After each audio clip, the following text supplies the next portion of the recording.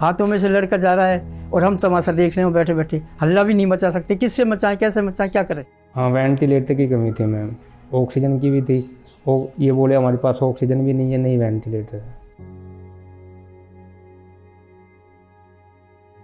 A family sits together in mourning, trying to come to terms with their sudden loss. Om Prakash Sharma lost his son Rahul Sharma on 22nd May. Rahul was admitted in a private hospital in Alwar after he tested positive for COVID. He died on 1st June. He was 33. Rahul made a living supplying medical equipment. 2 दिन उसने doctor से treatment लिया, फिर उसके बाद उसको थोड़ी दिक्कत आई तो उन्होंने कहा HRCT करा लो। तो HRCT कराने हम सानिया हॉस्पिटल में गए। वहाँ पर उसकी तब वो 15/25 कुछ स्कोर आया था, तो तैयब खान ने उनको एडमिट कर लिया। बस एडमिट करने के बाद उनकी हालत, जबकि वो चल के गया था, गाड़ी चला के लेके गया था उस हॉस्पिटल में, लेकिन उसके बाद उसकी हालत ऐसे बिगड़ती चली गई कि लास्ट तक वो वेंटिलेटर पे आ गया। On 21st May, when Rahul's condition deteriorated and the doctor referred him to Jaipur, Om Prakash Sharma hired an ambulance provided by a government hospital in Alwar. It was 10:30 p.m. When Rahul was being taken inside the ambulance, the Sharma family had assumed that the 2 oxygen cylinders inside the ambulance were full. One oxygen cylinder usually lasts about 2 hours and 20 minutes on double flow. Double flow is when 2 outlets are in use. Ideally, the 2 oxygen cylinders should have lasted for nearly 5 hours, but that day they ran out in just about 2 hours. It took the ambulance about 2 hours to reach Dausa. It was 1 in the night by the time the ambulance stopped outside the Dausa district hospital. A few minutes later, while Rahul was still in the ambulance, one of the oxygen cylinders ran out. The other had a defective pipe and couldn't be used. The Dausa district hospital didn't admit Rahul. No doctor came out to examine Rahul either. When the family asked for an oxygen cylinder because the one in the ambulance was almost over, the hospital staff said the person in charge of providing oxygen cylinders wasn't there. They told the family to fetch an oxygen cylinder on their own. Not long after, Rahul collapsed. By 3:37 a.m., Rahul's family had brought him back to Alwar in the same ambulance without oxygen. He was declared brought dead at 3:45 a.m. by a doctor at the Rajiv Gandhi Government General Hospital.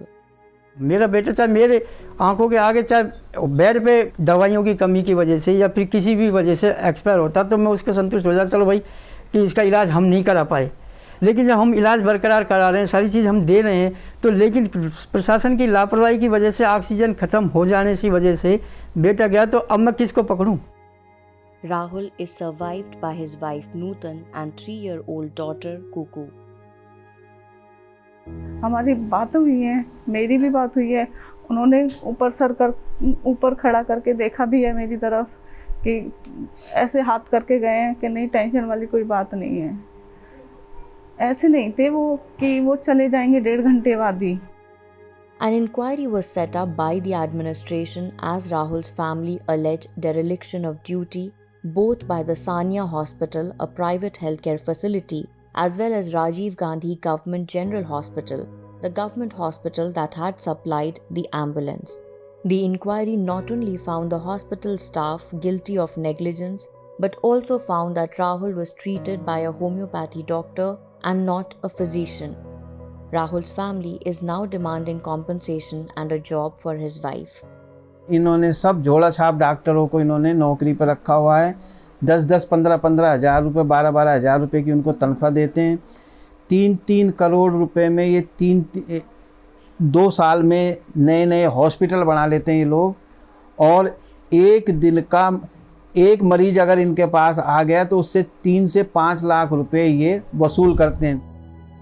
Nearly 50 kilometers from Alwar is Bansur Tehsil. Here another family met a similar fate. Saurabh Sharma lost his mother to COVID on 12th May. Family claims they didn't get a ventilator bed in Alwar or the capital Jaipur, 160 kilometers away. हाँ, ventilator की कमी थी ma'am, oxygen की भी थी। वो ये बोले हमारे पास ऑक्सीजन भी नहीं है, नहीं वेंटिलेटर है। इन्होंने साफ मना कर दिया। Saurabh's mother Shashi, aged 43, complained of fever on 11th May. A doctor at a local private hospital, after seeing her initial reports, told the family there was nothing to worry. She would be fine soon, the doctor said. Yet, as Shashi's condition worsened, her family took her to 3 hospitals in Bansur over the next 24 hours. NIMS, Mangalam Hospital, and finally Khandaka Hospital, where she finally succumbed. Saurabh says he and his relatives called 30 to 40 hospitals where the Rajasthan government's COVID portal showed ICU beds were available at the time, but they could not find one at any of the hospitals. इस विषय में मैं यही कहना चाहूँगी कि अस्पतालों में जो व्यवस्था है एकदम मतलब ख़राब है, हालात बहुत ज़्यादा ख़राब है। वहाँ पर मरीजों को मतलब सही दिशा नहीं दिखाई जाती है, बल्कि उनको गुमराह किया जाता है। हम 4 बजे के आसपास नीमस हॉस्पिटल में गए, वहाँ कुछ सुविधा नहीं थी। डॉक्टर ने साफ मना कर दिया एडमिट लेने से। हमारे पास ऑक्सीजन भी नहीं है, कुछ भी नहीं है, बेड खाली नहीं है। उसके बाद हमने मंगलम हॉस्पिटल में मम्मी को एडमिट कराया। उन्होंने फिर कोई दवाई वगैरह नहीं दी उनको। कोविड की दवाई उन्होंने मंगवा ली और कोई वो नहीं हुआ। रात को उन्होंने भी थोड़ी देर ऑक्सीजन लगाई, फिर उन्होंने मना कर दिया हमारे पास इनको वेंटिलेटर की ज़रूरत पड़ सकती है। उन्होंने फिर ऊपर रात कर दी, फिर दूसरी हॉस्पिटल में। In desperation, Saurabh's family also tried contacting a local Congress MLA, Mukesh Bhakar, BJP MP Rajyavardhan Singh Rathore, and Rajasthan's Health Minister Raghu Sharma. Ma'am हमने राजवर्धन सिंह राठौड़ को किया और स्वास्थ्य मंत्री को किया और नारायण सिंह जी को फ़ोन किया। और क्या जवाब मिला आपको, यहाँ से क्या रिस्पांस मिला? कोई रिस्पॉन्स नहीं मिला मैम हमको। In Alwar, politicians are not entirely missing in action though. They do adorn the hoardings here. Union Labour Minister Santosh Gangwar visited the city on 20th May to inspect COVID care facilities at Alwar's ESI hospital. Alwar's ESI hospital has been a work in progress for almost a decade now. It was approved with a budget of 1,000 crore rupees when Congress government was at the centre under the leadership of Dr. Manmohan Singh as the Prime Minister. In 2018, the hospital was also among one of the issues during the assembly elections as the local Congress and BJP leaders tried to shift the blame for a hospital which was still not functional. It's 2021 and the ESI hospital in Alwar is still not fully functional. Just few months ago, a COVID care center with a capacity of 200 beds has been approved.